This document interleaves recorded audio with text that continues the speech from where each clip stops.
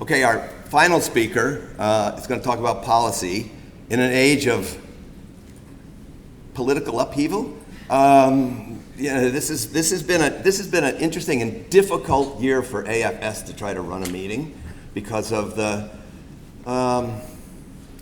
issues of the financial issues of state governments, federal governments, and everything else, and the private sector. So Doug, who is well positioned, to talk about the policy aspects because of his background.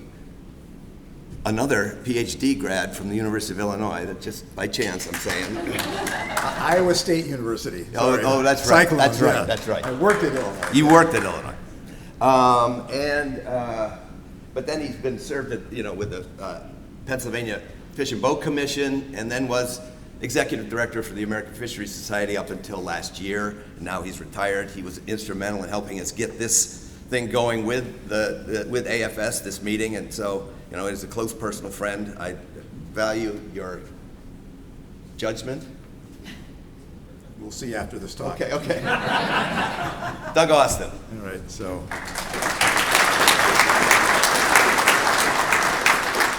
Thanks to the planning team for putting this together.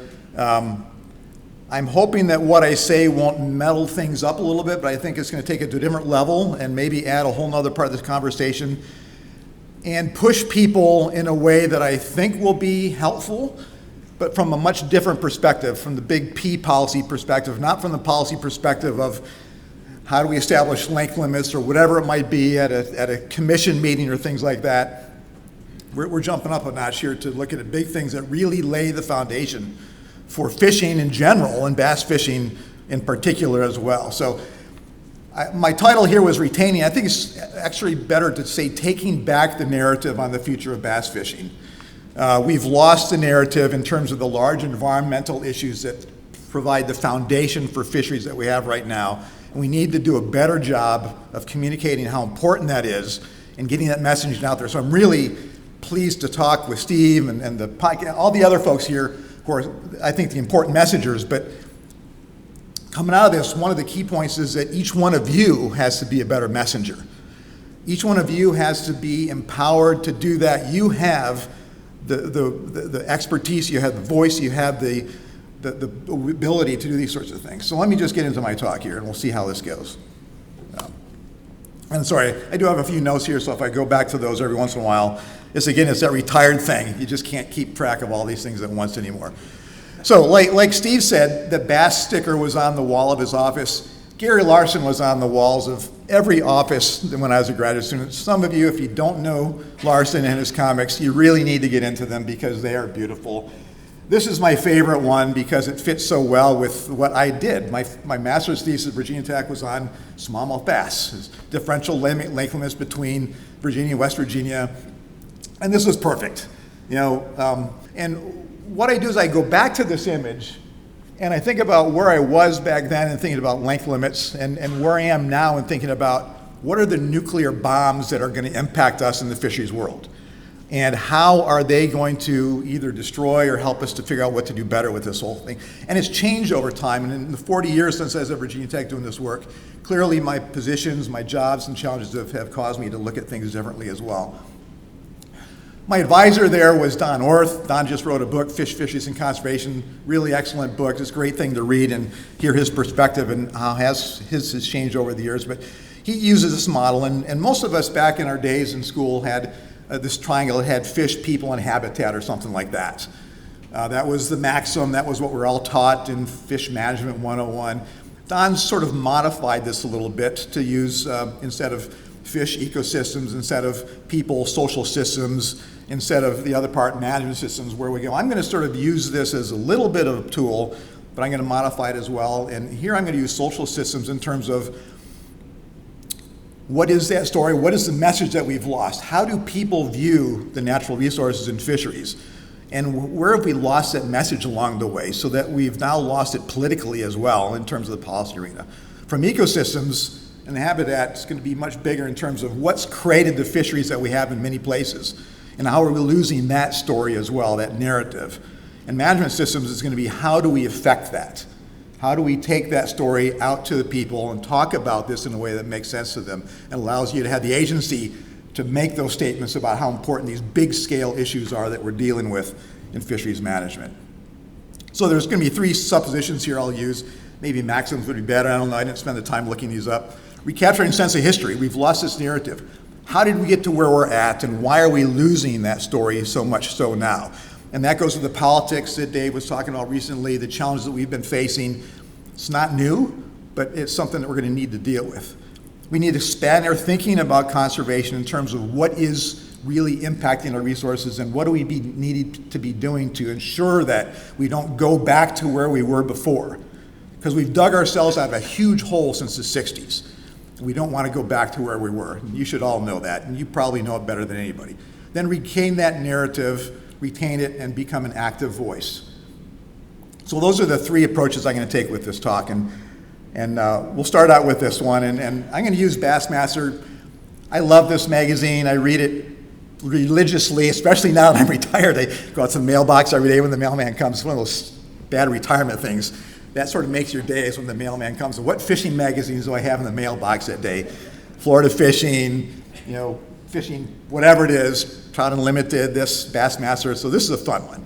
And this issue happened to be resonating with me because it really focused on the top 100 lakes in the country. Lakes, impoundments, rivers, natural lakes, whatever it might be. And as I was looking through that, these are all sort of those places that one wants to go fishing, it's on your bucket list of places to be at. And they're great. Some of them are ones that I've had a chance to fish, not very successfully, I might add, but to fish anyways. But what I think resonated with me was that there's very little, and this is not a hit on Bassmasters because this is happening elsewhere, where there wasn't much of anything talking about what are the challenges with these lakes and why are they good or why are they not. And only 10 of those 100 lakes had even anything in there about what's going on. And generally it was maybe, you have to clean your boat beforehand because there's possible invasive species, or there's vegetation, or there's something else that's inhibiting you from getting to the water, not what's the problem with the lake itself. And so looking at this, one of the things, and talking with groups and being out there visiting with angling groups, conservationists and others, is that we've lost that knowledge and that ability to tell a story about how we got to where we're at right now. And I'm going to use a couple case studies for this. One of these obviously is Lake Erie. These are a bunch of images from the late 60s, early 70s from primarily Cleveland or other cities around there. The newspapers are there talking about Lake Erie being dead. In the 1960s, it was a dead lake, which is amazing because in the 1800s and before that, it was one of the largest commercial fisheries in the U.S. It's an amazingly productive lake. Greater productivity in Lake Erie than all the other Great Lakes combined, I think, in terms of what was harvested from those waters. Check that data on me. But by the 60s, it was a dead lake. These were the images of this. You all know the Cuyahoga River burned in 1969. It actually burned like 12 or 13 times before that period of time. But this is what galvanized part of the restoration of this lake. The mayor of Cleveland at that time, a gentleman named Carl Stokes, actually one of the first African-American mayors of a larger city, took on this challenge and had a $100 million bond fund put into recovering just the Cuyahoga River, not all the other rivers in the lake, but this also led to the environmental movement, Clean Water Act, Clean Air Act, NEPA, all those sorts of things that led to this recovery. Clearly, anybody who's been on Lake Erie, and I've been fishing on there multiple times, both for walleye, bass, and amazingly, the steelhead that run on there, it's an amazing water body. It's recovered immensely, but when you talk to anglers on the water, as I have, most of them have no idea what happened in the 60s to allow them to understand and have the fisheries that they have right now. And yet we're going back to this. This is a picture off of Toledo, Ohio, with the major algae blooms that we had just coming at the lake on the eastern or the western basin of this lake. Lake Erie is number 9 and number 10. Lake St. Clair and the eastern basin, Lake Erie, number 9 and 10, that 100 bass water of the U.S. That story needs to be told so more people know about where we've been and what possibly could be the damage coming down the pipeline in terms of what's going on with this lake. This is no different. The number 1 lake on the list, Clear Lake in California, Toxic algae blooms are coming into this because of septic systems and other things going on with this lake. In my backyard, the Susquehanna River, Conowingo Dam, the upper Chesapeake Bay is on the list for the Northeastern. Yet the storm events, the floods, the mounted debris, this is just below Conowingo Dam, the lowest dam on the river. This is going down in the upper Chesapeake Bay, clogging the bays, clogging the surface areas, clogging the fishing. This is happening on a more frequent basis than ever we've had before. Obviously, if you fish out west, losing water levels 30, 40, 50 feet down, hard to launch a boat when you don't have a ramp there. People here are launching off of a beach. So these sorts of things are part of the problem, what we're trying to deal with. Another final story just in my backyard, again, the Monongahela River. This is another dead river. Those of you who were at our AFS meeting in Pittsburgh in 2010, you might have got a lesson about the history of Pittsburgh. Pittsburgh was described as hell with the lid off it back in the 1930s, 40s, 50s, even back late 1800s. Amazing what's happened in this river. In 2010, we had, or 2005, we had the Bassmasters Classic there. This was when I was with Fish and Boat Commission. Got to be there on the river to see the incredible restoration of this river from what it was not more than 30 years before that. Again, though, talking to people on the water, talking to anglers, talking to clubs around Pennsylvania, most people have no idea, other than from what their parents may have said about not going down the creek because they thought it was poisoned. They don't know how far we've come and why we've gotten to where we've gotten with this whole fisheries challenge. Despite the fact that AFS has some great books on this, if you haven't seen this book, there's some wonderful stories about, from catastrophe to recovery, about how we've recaptured these fisheries. There's also a great article in this whole series of stories in fisheries in the 2020 issues. This was the 150th anniversary about AFS, and taking us back through time in terms of how fisheries, environmental regulations and laws and policy have led to where we're at now. It's a great set of stories about what we've accomplished over the years.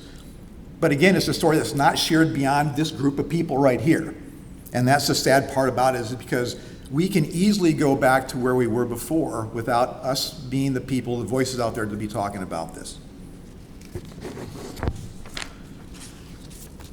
So what I want to move to then is this frame of thinking about what's happened in the past and how we've gotten where we're at, and protecting the things that we have in place now that are there to help ensure that we have good future fisheries. How are we going to continue to have fisheries that we treasure and value and even improve them down the line when we're pushing against the winds of people not knowing how we got to where we're at? One of the things I want to talk about is funding for fisheries and the programs that we all look at. And most of us were involved in funding. In fact, most of my career, I've lived off of DJ funding. Excise tax and fishing tackle. There's been some great work on partners with a payer. There's lots of efforts out there to help people understand the importance of this. And in 2024, DJ allocation to the state was about $416 million. Add to licensed dollars, about $800 million. Total amount of money from the fishing side that's brought into is about $1.2 billion or so. It's not an insignificant amount of money. That's important for what we're doing. That's important for the work that we all do, the research, pays for stocking the bass, all those sorts of things going on in the water. But it's minuscule in comparison to what we've done before.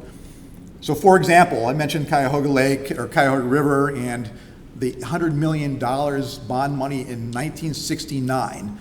In 2025 equivalents, that's $900 million on one river, in one lake, in one small part of the country. Back then, the DJ allocation was $9 million nationwide. So think about what's set the stage for where we're at and what's really contributing to that, and how important it is for us to be telling that story about all these other things that are going on. For example, to build upon that, clean water. Without clean water, we're not going to have the fisheries that we have right now. This is municipal water and sewer. Let's think about the blue line, think about the green line. Annually right now, over $60 billion a year is spent on ensuring that we have clean water. That's just local water sewage work. That's what sets the stage for the fundamental habitat that we have for fisheries. Yet we're not talking about that with people. We're not defending that. We're not talking about how important this is to ensure that we have the fundamental piece of habitat, which is clear and clean water. USDA Farm Bill programs. When I moved back to Illinois from doing my master's thesis working in fisheries in Illinois, you quickly learn if you're not working on the land, you're not going to impact the water. And those of you who live in the agricultural Midwest or a lot of other places, you realize that as well. The amount of money spent on conservation programs that impact fisheries is far beyond what we have to influence in our little world of fisheries management work with DJ. In this case, about 20 million in a 4-year program for conservation, just these 4 conservation programs, Environmental Quality Incentive Program, Conservation Stewardship Program, a couple of others that all do things in terms of the land that impact what's happening in the water. We need to be people defending these programs, articulating what these programs are, and talking to anglers and the public about the value of them, because right now, those programs are being undermined or eliminated or deleted from the budgets that we're dealing with. The Sackett decision, if you follow what's going on with the Supreme Court, this is waters of the U.S. This is the waters that are allowed to be protected by federal Environmental Clean Water Act laws. That was undermined recently in a decision that changed the definition of waters of the U.S. What that led to is the loss of protection for a huge amount of waters. Initially, it's looking like 19 million acres of wetlands are going to lose protection on some of the regulations coming out now. Potentially, if taken to extreme, 71 million acres of wetlands might lose protection. We're already seeing building permits in areas of wetlands that were recently protected, not now protected, and that impacts the water quality of the lakes that you're bass fishing in. How are we telling that story? Who's understanding that? Who's hearing that? When you were looking earlier this year at who's giving the message about the importance of protecting these things, you'd see some things maybe in backcountry hunters and anglers, maybe Trout Unlimited, but the vast majority of the large conservation groups are silent on these things. You can get on their website, look in the magazines. There wasn't much out there talking about the importance of these programs to the future of fishing. And that's a big loss for all of us. And we own, I think, part of the responsibility for making that message heard. In this case, roughly half the states, their state water quality laws were predicated upon U.S. federal regulations. So what happens with WOTUS and the U.S. EPA is what's happening in the states, which is really a dismal situation for us looking down in the future in terms of how we're going to protect these environments for water quality. So how do we go about retaining this narrative and being an active voice? This has been a big discussion for many, many years about how scientists, and I consider you all generally to be in that scientist category, get engaged in policy. For many years, there was a lot of discussions about we need to separate the two. You scientists can't talk about policy because it somehow undermines our clarity, our virgin nature of science, all those sorts of things. I think that's bullshit, basically. And I think we've learned a lot about the fact that if we're not out there conveying that message, nobody else is going to do that message. Nobody else is going to share that message. And our ability to do that better is something that we're really needing to do better at. The work that Caroline and Julie and others are doing in terms of science communication, teaching us how to do that better is really important. And I think we got to dispel that message and work with the bloggers, work with the anglers who have this vehicle for voicing this to ensure that people understand that. The same thing talking about stocking can be that 3 million posts, 3 million reads on a post about the importance of the Clean Water Act, which should be out there as much as anything about fisheries management, because that, again, is a foundation for what we're building our fisheries upon. So this is my approach, and Carolyn helped me with this. She doesn't know this. In talking with groups, one of the things I did in my retirement, I wrote, as soon as these things were coming down the pipeline, wrote an op-ed for the Harrisburg Penn Patriot News, which is the newspaper for Harrisburg's the state capital of Pennsylvania. So it was in the Sunday papers about what we're going to lose in terms of things that are happening in terms of the current administration. The cooperative research units, the ecosystem studies program, the funding for a variety of things that were going to change how we impact or how we address fisheries. And I went around, after doing that op-ed, I went around and talked to a number of clubs about what's going on to help them try to understand this as well and get them to be active. And it was difficult because you're talking to a community who are skeptical about this. You're talking to people who are concerned about the politics of this whole sorts of things. And so sort of refining that process along the ways is a little bit of some of the lessons I'm going to share with you. about what's worked and what hasn't worked for me. And the first thing of this is taking the politics out of this whole conversation. And that's a hard thing to do, but if you do that right up front, and I think it's important that you do that, it opens up the doors for much better conversations, because it's so polarized right now that will right away shut the door on you, and it has in some places already. And the way to do that is talk about how people have approached this over the years in terms of presidential or state governments. And I would give them a litany of things. For example, Richard Nixon, a Republican, he was there when the Clean Water Act, he signed the Clean Water Act, Clean Air Act, the Endangered Species Act, the National Environmental Policy Act, really critical pieces of legislation that came from a Republican president. Find my notes here. Where are we at? Okay, there we go. Moving forward, George Bush, H.W. Bush, the first Bush, was angler-in-chief because he spent so much time on his boat. If you saw pictures back then, he would be on his boat off of Maine fishing, and that was a big vision for him in terms of his connection with people. Barack Obama, not an angler, but he put 22 national parks, 856,000 square miles in marine ecosystems.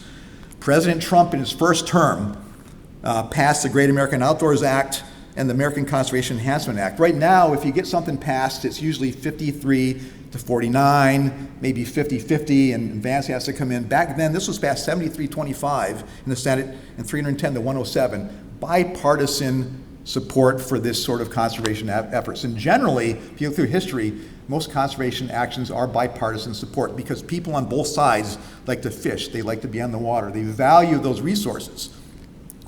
We have the ability to transcend politics if we can get that message out clearly. Joe Biden, everybody knows that, the infrastructure law, those sorts of things. My time in Illinois was flipped around completely. Jim Edgar was a Republican. Dave probably remembers that. Jim Edgar was such a strong conservationist, they named the largest fish and wildlife area in Illinois after him, the Jim Edgar Panther Creek Fish and Wildlife Area.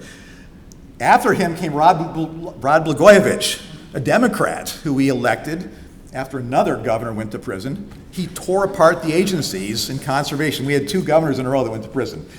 Interesting place.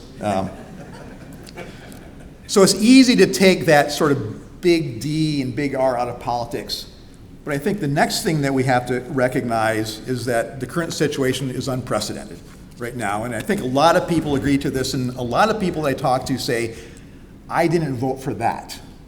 There's certain things that you don't get into. Politics is important, but when you talk to hunters and fishermen about things going on right now, they had no idea that we're going to take the funding away from so many of these programs that are so important to them. In Pennsylvania, big bass place, but it's a big trout fishing place, and everybody looks at the stream gauges, decide if I'm going to go fishing on this creek or that creek. 3 of the 4 USGS science centers were going to be taken out of the state, which means a good chunk of those gauges were going to be gone. That's the first contact point that people have for fishing in Pennsylvania, is looking at the stream gauges to decide if that's where you can go fishing. That's going to impact them individually. And that's how we sort of move this message forward. In fact, the first question I asked, and this is Carolyn's idea, is to get these people involved and saying, what's important to you in fishing? What impacts you? What helps you or hurts you? And we had this conversation, and we talked about things like that and says, well, did you know that this is going to be a ramification of this? Did you know that that's going to happen? Did you know that this program is going to lose funding? That gets them personally involved in the conversation, allows you to go farther beyond than what you've had before. And finally, I want to talk about how you individually can make a difference, because I think there's an obligation on each one of us as fisheries managers, scientists, advocates, spokesperson, professional anglers, because your professional angling business depends upon the quality of fishing and others. Every one of us owns this.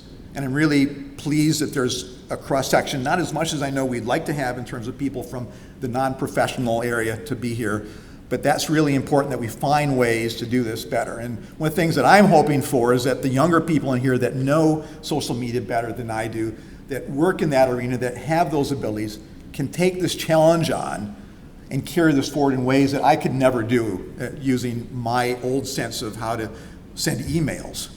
My kids don't even use emails anymore. So how do we do this better? So there are ways that we can do this for AFS. This is earlier this summer. Julie was there with me. You can see her in one of these pictures here. AFS is a great vehicle for helping you develop the tools for doing this. here we were down in, was it in July or late June? I can't remember when this was. Yeah. Down in DC, we made 50 visits, over 50 visits to congressional staffers, visiting with them about the importance of whatever the conservation program we're talking about, the units, state wildlife grants, whatever it might be. Every one of the conversations that we had, and Julie can attest to this, these people were very interested, be them Republicans or Democrats. Some of the offices that we went in were Republicans who I would never normally have found myself in, but because the common interest in conversation brought us there, we had very productive conversations, and they recognized the value of these things to their constituents as well. So you have to get rid of that R&D. You have to be going in there with a clean slate and open mind about what we can do in terms of common ground, and it's always led to productive challenges. There's other ways that AFS has done. This is some work that AFS did with a number of lawyers in terms of Supreme Court amicus briefs. This is one where AFS worked with partners in this CASS, the Consortium of Aquatic Science Societies, and a group of lawyers to write an amicus brief on Clean Water Act issues in the state of Maui. And our scientists' testimony got written into the opinion by the Supreme Court about the value of Clean Water Act work. So there's lots of ways that we can do this collectively, but I think individually where this is going is that you all, at the state level, at the local level, in your fishing groups, whatever it might be, this is where the decisions are going to be made in the future, at least in the next couple of years, is locally rather than nationally, and your voice is going to be incredibly important at that level. And this is not just us. This set of guidances comes from the medical community, talking about following the science, and the reasons that follow the science failed in their messaging about things like vaccines and everything else, is the tendency for scientists to go in and say, we know the solution, we know what's going on, we're telling you how this is going to work, so do what we say and it'll all be good. Well, we can see where that came for us. So communicating with empathy rather than fear, talking about values that you have jointly, talking about transparency and what we do know as well as what we don't know, and what do we need to know to be better at this, and humility rather than authority. I think there's always a better way of going into these conversations, is a position of humbleness about how can we work together to solve an issue that's, I think, vexing all of us. So the challenge to each one of you is to think about these things at every scale. We've talked about every scale here, from individual ponds and how to work with people to federal legislation and regulations and laws and things like that. How can we take the tools and how can we use new tools and new partnerships and relationships with others to convey these messages in more effective ways? Because without doing that, we're going to lose as a community, we're going to lose as bass anglers, we're going to lose as fisheries scientists, we're going to lose as people who are advocating for the aquatic resources. So thank you. Thank you for the time to do this. I appreciate it.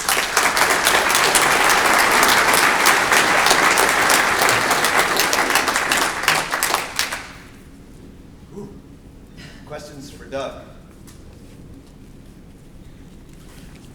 Yes, Tom. So, Doug, with so much controversy in politics and polarization, is that an opportunity? The fact that conservation is not polarizing, is Yes. this our chance to actually get something meaningful done where we're not living off crumbs? I mean, one of the things you pointed out is that we are so used to living off crumbs, we don't know what a real damn meal looks like. Yeah. No, you're right, Tom. And it is absolutely, you have to look at everything as an opportunity, no matter what. And this does present an opportunity because any congressional member wants to get something done. They want to have their name on something. They want to show that they've accomplished something. And if conservation is the area where they can get a success story, you got to grab onto that and run with it and pull with it, because there are wins there, really good wins. And as we've seen recently, in the initial budget, the entire ecosystems program of the USGS was gone. $300 million. It took out all the co-op units, all the cooperative ecosystem study or climate science study units. Those are all back now.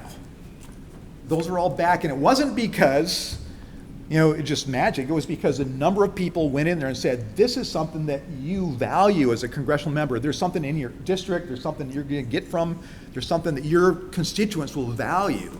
And if you don't do it, we're going to lose the scientists. For example, my message was, Largemouth bass virus in the Susquehanna River. It was a USGS scientist working out of Leetown that was working on that. The whole program on lamprey control in the Great Lakes was going to be dramatically reduced. All these people in Pennsylvania go up there to fish, and they don't want to have lamprey stuck on the side of their salmon they're bringing in. So that messaging of how this comes back to them, locally in the congressional district, and having those talk to their member about that is really important. So one of the things, and we have there's a lot of apathy. You talk about apathy amongst, anglers only do things if it benefits them. When I was at a joint AFS meeting, the joint Pennsylvania AFS and Wildlife Society meeting, right during the period where the Recovering Americans Wildlife Act was coming through. Most of you guys know about that, right? There's $1.2 billion to fund state wildlife grants. It was going to increase the amount of money going to state agencies by a factor of 20. Huge thing, new jobs coming out of it. I was at the Pennsylvania chapter meeting here, and I asked people, how many of you know about this program, the Recovering American Wildlife? About half the group, maybe more, raise their hands because we've been pushing it out, us, National Wildlife Federation. Then I asked, how many of you have actually written your congressional member about this? There's maybe 5 hands raised in that room. And yet these were the people who were going to directly benefit from it, yet they felt like they couldn't or didn't want to or didn't know how to make their voice heard. That can't go on. We need to change the field on this and ensure that each one of you, your students, and I talk to the faculty members there, if you're not in your classes telling your people that they have the ability and the authority to do these sorts of things, you're missing a part of their development as a professional. They need to be able to do this because that's what's going to help them and this profession move ahead. So Tom, thanks for that question. Yes, sir. Can I possibly get you to elucidate a little bit more what you mean by on the third point here? Because sometimes it feels like in science we've used our knowledge of the answer to every question is it depends to suggest a lot of humility, and then we've all been shouted down by the groups that say, oh, well, it works this way, and they just make up something. Yeah. And so it feels like the authority thing has shifted to whoever shouts the loudest rather than. Yeah, no, you're true. It's right, and people are taking science in lots of different ways. People are building science to support their positions rather than science as it is. I think that's generally a communication maxim. I'll use Steve's word here that I use in almost every case, is to go on those conversations.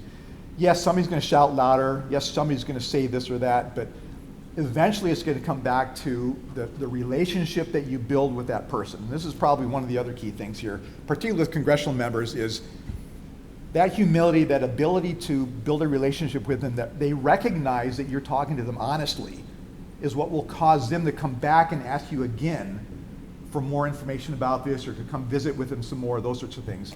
So that, as much as anything, I think, as well as a sort of maxim of life, is a maxim of building relationships with people that are productive in a way that will allow this to be, just like Steve, you're saying about building partnerships with people over 15 years, that's what allows us to go into an office again and again and again, and eventually have them come back to us and say, I'd like you to put together a congressional briefing on this topic, because they recognize that you're not going to be pushing some position just for the sake of arguing for the one, but because that's the best thing to be doing.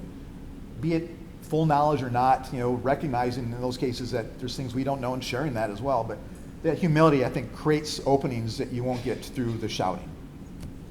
And I think there's also a systemic antagonism by the general population of state federal managers. And I'm not exactly sure how that all arose, but it's very clear in certain areas anyway. Yeah. That, Steve, we had a project. People thought that we were working with the ministry on it, and we said, no, actually, they didn't want to do it. We're kind of forcing them to do it. Oh, well, now I'm for it. Yeah. Just that. We're not the ministry. We're somebody else. Yep. Matt, I wanted to add, if you take that loud voice and you involve them in your process, can you convert that loud voice into an advocate? Because that's the real challenge, is to take somebody who does have the microphone and is shouting you down, and take them and let them experience your work, change their perspective and get them to be your loud voice instead of shouting at you. Yeah, So really getting, what we're saying with point 3 is we're really looking at using that as an individual relationship building block. yeah. Not Yeah. necessarily giving up on the idea of speaking with authority in certain situations. Yeah. And to sort of build upon what Steve's point earlier about getting people on shocking boat, getting congressional staffers out is absolutely the best thing you can ever do. Just the last couple of weeks, we've been working in Pennsylvania, it's sort of my thing there. I've had the opportunity to go fishing twice now with our governor's chief of staff for policy. So, you know, to have this guy on the water for 3 hours fishing the yellow breaches, I'm actually teaching him how to fly fish, which is kind of funny, given how bad I am at fly fishing. But he just loved it, and I got this person now who comes back and says, can I take the rest of my policy office with you as well? So I had all 12 of them, the entire policy staff of Governor Shapiro, out fishing because of just that relationship that was built upon, you know, let's talk about something that we both believe in and have some interest in. This guy's from Philadelphia, he doesn't fish, he's learning how to fish.